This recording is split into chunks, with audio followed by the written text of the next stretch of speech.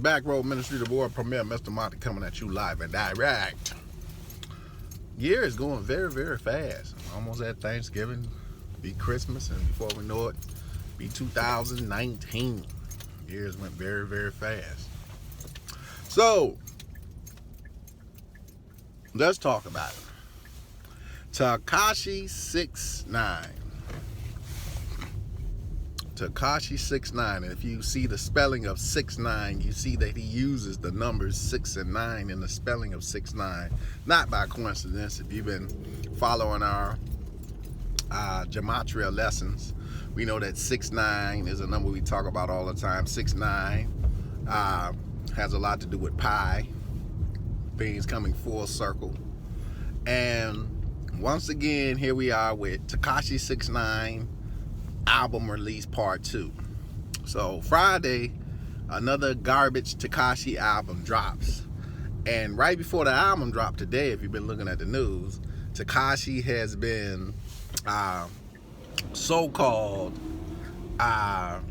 convicted of, not convicted, but charged with racketeering and firearms charges right before the release of this album on Friday. You remember the last time either he got into a fight before the album was released or got shot at, something like that. But now we got the racketeering and firearm charges, you know, just to make Tekashi 6ix9ine appear to be this hardcore gangster that, you know, they want him to be. And they want, you know, the rap world, the rap community to view him as. Why? Why is there a Tekashi 6ix9ine agenda? Why is this agenda being pushed by, you know, entities like the Breakfast Club, who are pushing this agenda?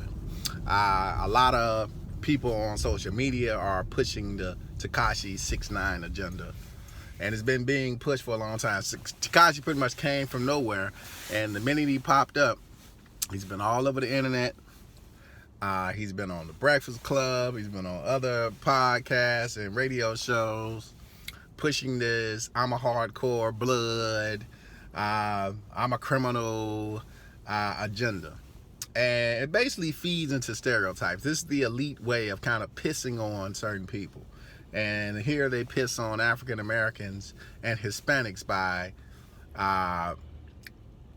sending out a Hispanic American and basically depicting him as everything that society says is wrong with a lot of young Hispanic males, especially those that, you know, might have been in gangs, might have led the hard life, might have sold drugs, things like that. And they tap dance Tekashi out there pretty much to be the poster boy of this, to basically say, okay, look, society, this is how we feel about this set of people. And Tekashi is happy, you know, for a couple of dollars to be the representation of the Hispanic male that's a wannabe killer, gangbanger, I'm hard, I'm all this ignorant shit. You know, the one that Trump always talks about. And this is how, you know, they view young Hispanic males. Kind of the same way in hip-hop you see kind of the portrayal of young African-American males. Oh, we dope boys, we wear tight pants, now we kissing on each other, you know, we wear dresses, now we're not even men anymore because we stay at the crib till we 30 with our moms, you know, it's cool to drop out of school, you know, these are the new portrayals of hip-hop. And we only have ourselves to blame for this. There's nobody else that we actually can blame for what happened to hip-hop. This is something that, you know, as a community, we allow happen. A lot of the old school cats, they gave them a couple of dollars and they pacified a lot of these cats. Remember the Wu-Tang? The Wu-Tang ain't like they used to be. They gave the Wu-Tang some dollars and the Wu-Tang shut the hell up and stopped talking about anything positive. Now they on TV doing dance shows. A lot of your guys like KRS-One, they don't say anything about what's going on. What can they say now that they paid? So they pacified the old school hip hop community by giving a lot of them money, basically to keep them mouth shut, get them in some secret societies. We got their secrets, so they're not gonna say anything about it. So we can push our new agenda, which is basically to destroy the music, destroy the purity of hip hop, and give you garbage like Tekashi 6ix9ine, who they keep trying to force feed down the throat of the masses. pretty much present him as the next evolution in hip hop. I don't know what the evolution is, but they keep trying to sell you this garbage. And this is a kid that probably just wanted to be famous. He probably was a rapper, probably was a good rapper at one point, and somebody came up him, because the elite are pushing this guy, came up to him with this idea. He ate it up, he accepted it, and now he's calling the game. And 10 out of 3, Tekashi, if you look at his name in Gematria, his real name being Daniel Hernandez. Basically, all of his name is coded, the 44 code, which we know is the kill code. This kid is going to get killed. Sooner or later, he's going to die. He's going to die a very bad death. But this is what happens when you sign on to play the game of the elite. This is what happens when you want to be famous.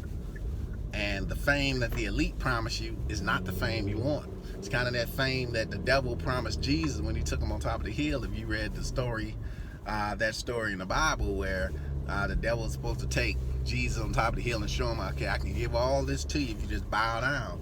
And the unfortunate part is too many people bow down for it. Too many people bow down for the fame. And a lot of innocent people die because these people bow down to be famous. We just saw it with the murder of Kim Porter. I'm start calling these things what they are, murders. But murder of Kim Porter to satisfy the sadistic lust of Diddy and I'll Be Sure. I mean, that's just what it is. It's a young girl who just wanted to be a model, coming out of Georgia. Now she's dead at 46 years old, caught up in some sick satanic ritual that, she might have knew about. She might not have been innocent to the fray. She might have known about it. And here we go again with Tekashi 6ix9ine, allowing himself once again to be a part of another one of these rituals to push the agenda to destroy hip-hop, where he's going to be at the forefront of the destruction, because we got to be, if you're Hispanic and male, you have to be this hardcore criminal gangster firearm carrying hoodlum, who's blooded up and in 14 different gangs, because that's the only thing a Hispanic male can be. And that's the representation. You see these fools on TV jumping around in all this red and blue things created by the elite. Who you think created the Crips and the Bloods? You see it every fucking day. You see red and blue. If you watch wrestling last night, you saw Crippin' and Blood. And they created this shit, you dumbass motherfuckers. They created it. You didn't create this. They created it. And they fed it to your ass because they knew you're stupid enough to buy into it. And we have to come out of this fog that we live in, this fog of foolishness. We got young men who are selling their souls because they want to be famous, propagating foolishness. And it's up to us as parents and men to guide men that are troubled, to get their mind out of the fog, get them out of the crippin' and blood mentality. That's all you good for is crippin' and blood and some created bullshit of red and blue that the elite created for your ass because you too stupid to see past the creation. So, saving hip-hop is the agenda. If you go, if you're subscribed to my page, you'll say, if you click join the hip-hop movement, that'll take you to my Reverb Nation page. Once again, just click join the hip-hop movement in the corner, take you right to my Reverb Nation page. A lot of my music is there. And then I subscribe to a lot of artists. You see some artists on my page that are actually good and very talented artists that just don't get a chance because they're so busy trying to push the destruction of hip-hop agenda through the use of people like Tekashi 6ix9ine, who are nothing but the elite's play toys. That's all he is. He's an elite play toy. That's why they labeled him the number turn, and he probably don't even know what the fuck it's about. He probably think they talking about a gun. He's so stupid, he don't know.